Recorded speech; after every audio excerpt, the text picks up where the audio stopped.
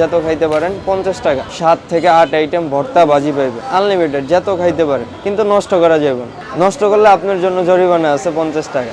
একটু না, ধরেন আপনি খাবারটা সবকিছু আপনার সামনেই থাকলো, আপনি যদি খাবারটা লয়া ফালাই দিলেন তাহলে তো অপচয় খাবার জিনিসটা কিরকম না। আপনি সকালবেলা বসবেন, আপনি রাত 12টা তৈরি খাইতে পারবেন, বিল একটাই। দেশের বাইরে চলে গেছিলাম গা, হোটেলও লইয়া ফেলাইছি বাইরে, কথাবার্তা কইয়া দোকান চালু করব।